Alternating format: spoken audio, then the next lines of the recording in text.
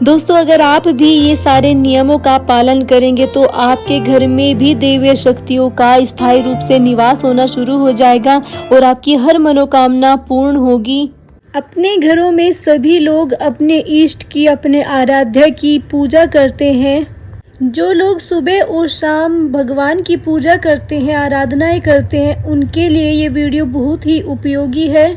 दोस्तों, 99% लोग इन कार्यों को अपनी पूजा में नहीं अप्लाई करते हैं, नहीं अपनाते हैं, जिससे उनको उनकी पूजा का फल जो है मिलने में काफ़ी देर हो जाती है, सालों बीत जाते हैं। आपको अपनी दैनिक पूजा से फल प्राप्त आप करना चाहते हो तो इस वीडियो को बड़े ध्यान से सुनना। देखिए दोस्तों, जो भी लोग पूजा करते हैं वो किसी न किसी भगवान को मानते होंगे, माता रानी को, भोलेनाथ को, हनुमान जी महाराज को, बालाजी महाराज को, और भी बहुत से देवी देवता हैं।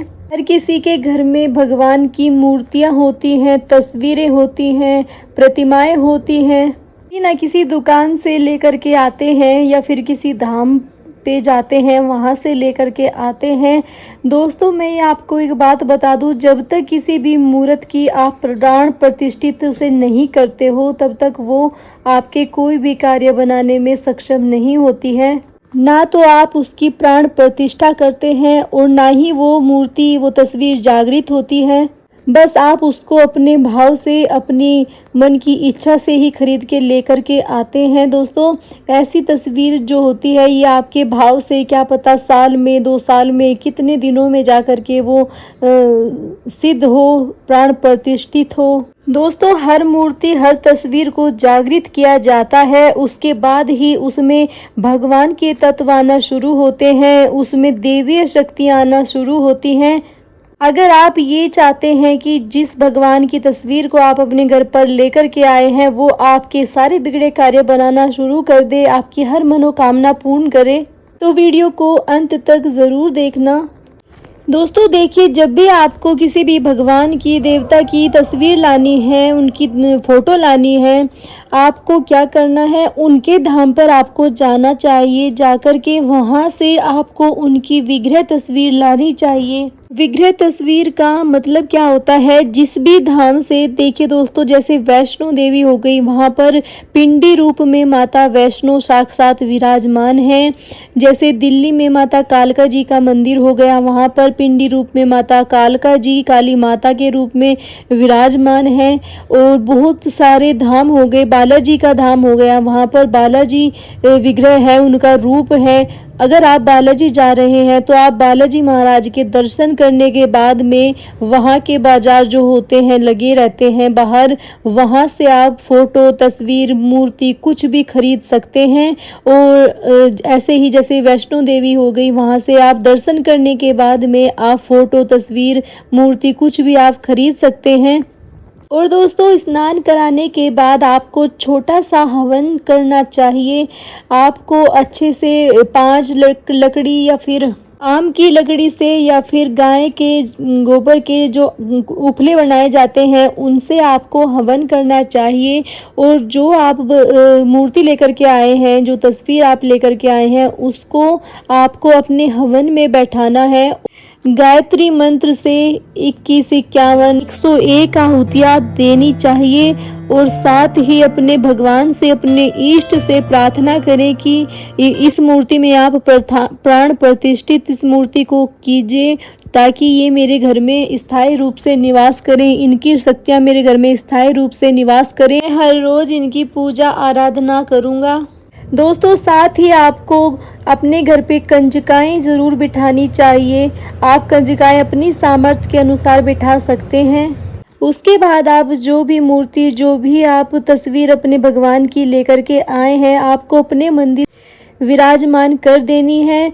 विराजमान करने के बाद में आपको एक दीपक, अखंड दीपक, 1 दिन के लिए या फिर 1.5 दिन के लिए या फिर 7 दिन के लिए आपको उन शक्ति के नाम का जलाना है जिसकी आप मूर्ति लेकर के आए हैं। उसके बाद में आपको भोग लगाना है। जो भी भोग उन देवता को सबसे ज़्यादा प्रिय हो उस भोग को आप लगा सकते हैं, नहीं तो आप पताशा और लौंग का भोग लगा सकते हैं। दोस्तों, जब आप अपने इष्ट की पूजा करना शुरू करते हैं तो आपको उनसे जुड़े हुए जो भी उनके सबसे बड़े भक्त हुए संसार में उनका नाम अवश्य लेना चाहिए। तो जिन भी देवी देवता की आप पूजा करते हैं उनके सबसे प्रिय जो भगत होते हैं उनका आपको नाम लेना है अपनी पूजा में। जैसे माँ ज्वाला देवी के सबसे प्रिय भगत धानु भगत थे। जब आप धानु भगत का नाम लेंगे तो माता ज्वाला देवी बहुत ही जल्दी आपसे प्रसन्न होंगी। जैसे बालाजी महाराज के सबसे प्रिय भगत थे समाधि वाले बाबा।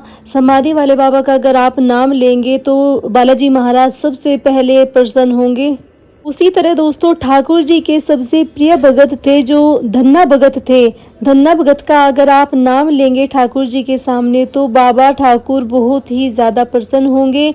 उसी प्रकार माता काली के जो प्रिय भक्त हैं स्वामी परमहंस, अगर आप उनके भक्त का नाम लेकर उनसे अरदास करेंगे तो भगवान बहुत ही ज़्यादा प्रसन्न होकर के अपने भक्त की आन रखने के लिए आपकी मनोकामना को पूर्ण करते हैं। और जिस स्थान पर वो रहते हैं उस स्थान को वो बहुत ही जल्दी जागृत करते हैं। दोस्तों, जैसे भगवान शिव के प्रिय भक्त नंदी महाराज हैं, अगर आप नंदी महाराज का नाम लेंगे भगवान शिव को, कुछ भी आप अरदास करें, कुछ भी अपनी मनोकामना बोले तो आप नंदी महाराज के कानों में बोलते हैं तो वो आपकी अरदास 100% पूरे होने के चांस होते हैं। उदाहरण के तौर पे जैसे आपको एक नदी पार करनी है और आप उसको कैसे पार करोगे, आप नाव का सहारा लोगे। इसी तरह देवताओं को, देवियों को उनके भक्त बहुत ही ज़्यादा प्रिय होते हैं और वो उनकी आन बान शान के लिए अपने दूसरे भक्तों की हर मनोकामना को पूर्ण करते हैं। तो आप जब भी पूजा करें, जिस भी देवता की पूजा करें, उनके अच्छे से याद करें कि उनके भगत कौन हुए हैं सबसे बड़े। तो आपको उन भगत का भी नाम लेना है। जैसे श्री रामचंद्र जी के बहुत ही बड़े भक्त हुए थे हनुमान जी महाराज हैं।